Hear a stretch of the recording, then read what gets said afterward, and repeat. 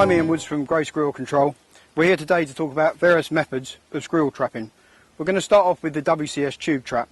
This is imported by Magnum Trap Company and a list of distributors is available on their website. As you can see, it's a self-contained tube, a treadle plate in the middle, trigger mechanism, safety catch and killing bar. The trap comes in a green colour, which is actually a rust-proof coating, and this one has been out for a couple of months already, and as you can see it's still pretty good. A little bit of rust inside, but generally the condition is good. Now if you can either use this on the ground or up on a tree off of the ground, but you've got to be careful with this because it does come with rather large entrances, and you do need to restrict this if you're using it on the ground because you will catch hedgehogs and wood pigeons and such like.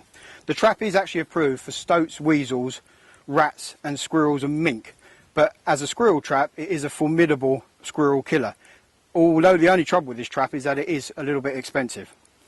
Now like I said, if you are going to use this on the ground you do need to restrict this entrances, and there's a couple of options you can use. There are commercially available restrictors, which is a black end cap, and they come already sealed off, so you have to cut the hole in it.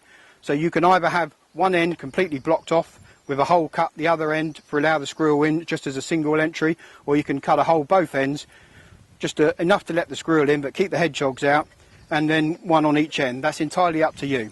If you don't want to use the commercial restrictors, as you can see on this trap there are already pre-holes drilled in the trap. Now these holes are mainly used in America because they use them up on the gutters in houses for catching squirrels, and there is a proper clip that allows you to do that.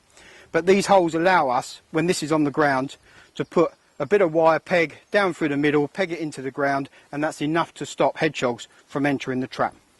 But by far the best method of using these traps is definitely mounted up off the ground. Either on a tree, you can just put it straight onto a flat roof, up in a loft space, on top of sheds is fantastic. But today we're going to mount it on a branch here in a woodland situation, and you've got 2 or 3 different methods of mounting this trap. Today we're going to show you